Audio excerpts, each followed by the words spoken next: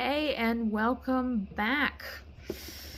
I didn't get very many hits the first time I tried to open this box, so we're going in for a second try. They still had this at GameStop this week when I went in to see if they had anything on Friday. I actually just found out that the GameStop by my work that I have to go into every Friday is apparently an A-ranked GameStop. And apparently that means that they get priority for cards. Apparently there's 3 different rankings, and A-list, like, everyone gets some cards, but a few places get barely any, and then a few places get more. And those are the A-listed GameStops. And it just means they specialize more in cards, so they get a bigger, what would you call it? Inventory, I guess. And so they said they are one, and then there is one in Denver, which is nearby where I live. And I just happened to get lucky and find the one other A-ranked store. So they had extra. But then again, I have been there on release day, and they have had, like, they've run out before I got Black Bolt. They ran out. The person in front of me got the last one. So even though they have a bigger stock, it's still not guaranteed. But it is amazing how hard it is to get Pokemon card stuff. Like, I was not expecting that when I came into this hobby. And admittedly, I just got back into it this summer. But, like, whoa. It's so hard to find anything for market price. Like, this wouldn't be so expensive if I could get everything at market price, but even GameStop is being more expensive these days. And so if I want a booster bundle, it's like $40. It's just ridiculous. I also got a jumbo card binder because there's so many things with jumbo cards in them, and I feel bad throwing them away. So I keep them. I've enjoyed opening Stellar Crown since I opened the last one of these. Got a few loose packs from a vending machine. And enjoyed that. I do, for my chase card, it's honestly the Bulbasaur.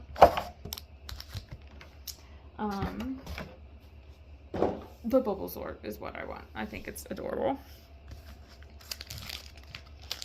Also, I was thinking of changing the name of these recordings to something like Pokemon Card Diaries, since it's more like I'm documenting my journey into the hobby. If you think that is a good or awful idea, please feel free to give me input, because I don't know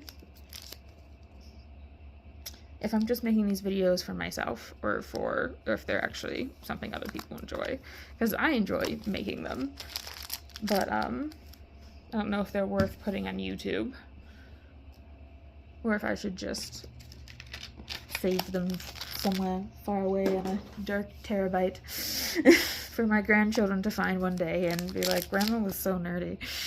Okay, should I open Stellar Crown or Surging Sparks? I'm gonna open Surging Sparks first, because I've opened quite a bit of Surging Sparks, but I'm more excited about Stellar Crown. So,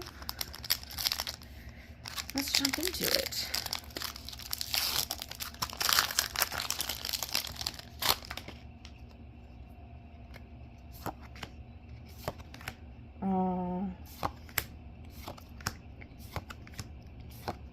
I've also been trying to figure out this thing. Okay, no, don't make fun of me.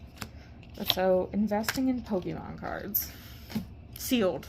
Investing in sealed Pokemon product. Seems interesting. But I don't know if it's stupid to do, basically. I'm really interested in the 151 these days, which, you know, no surprise, a lot of people are. But it seems like things are... We'll see if I have horrible luck in this box. I might go 2 for 2. Maybe these are just not great boxes. What was I saying? Oh, Pokemon investing.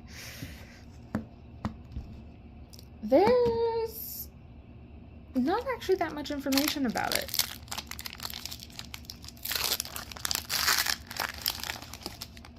Like, there's the data, and there's like a few people on YouTube who... This is such a pretty art. I love arts with pretty sunrises and sunsets. What can I say? But, there's like a few YouTubes, but it's not like they're very... Like, they're just people with spreadsheets recording themselves talking. And then there's like the bigger polished ones. I see something. Ooh. Okay, last time I got this box, I got only EXs. Which are technically hits. And some of them are very pretty. I do love the rainbow design. But I don't play the game, so these don't really help me.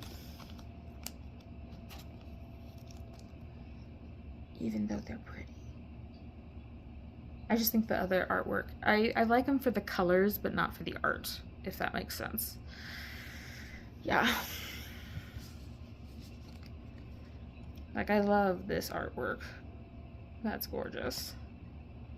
Is that the same person who did the No, it's So. Okay. I'm trying to figure out the artists.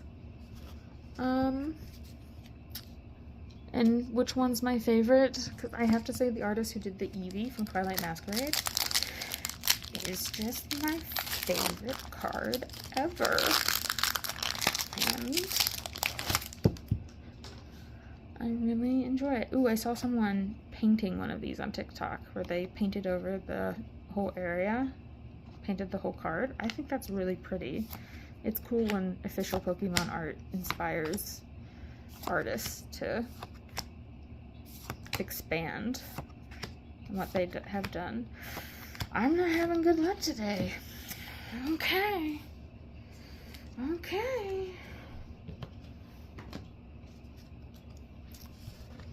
And that's where the prices come in.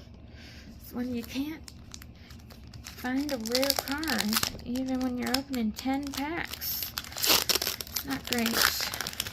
Not great pull rates. Come on, Surging. We got this. Maybe we don't. Oh, another yikes. See, pretty colors, overwhelming art. But it's a really pretty card.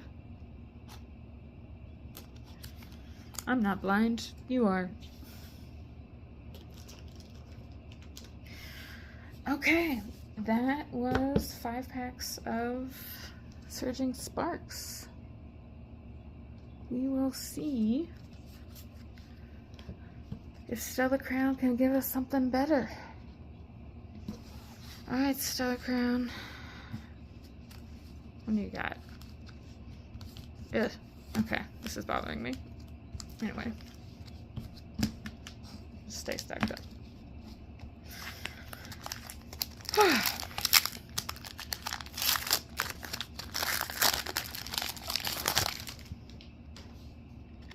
Aww. I like this Pokemon. people keep talking about how the girls like the cute cards, and I just have to say, I think the girls are an untapped market in Pokemon. I don't think people understand what the girlies want, or how much money they would pay if they saw some of these artworks. Like that Eevee, Twilight Masquerade. I know, I'm obsessed. I'm sorry. There's 8 Eevees in that art. Do you know how crazy that is? Oops, it fell.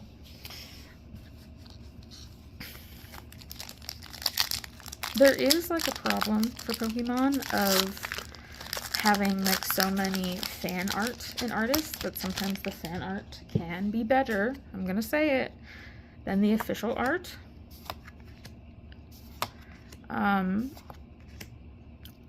And where I'm going with this is that I think it's really nice that Scarlet and Violet has really given the artists a chance to shine. Ooh, speaking of shiny, with the illustration rares.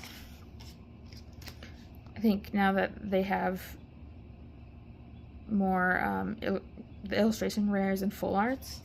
So really, it started before Scarlet and Violet, but I think Scarlet and Violet really took it and ran. So the illustration rares are really showcasing some of the artists' talents in a way that, you know, the half-sides cards couldn't do. And so if they... Alright, my camera cut out for a second there. But we still have our last pack. Celebi's so cute. See what I mean? Girlies. Untapped market. Okay. I'm trying to stay organized, but there's literally just a pile of Pokemon cards surrounding me. So funny. Okay, let's see what this last pack's got for us. I don't know if I don't like spiders, but Joltik is really cute. So I don't know how to feel about you. Kofu. And, okay, we got, what, 3 or 4 EXs, and then 1 real hit in 10 packs. So, you know, not the best, but, you can't complain when you get something. That's always exciting. And it's just fun just to open the cards, admittedly.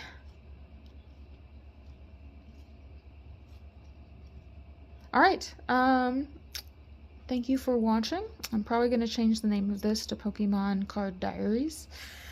And have a great one. Bye.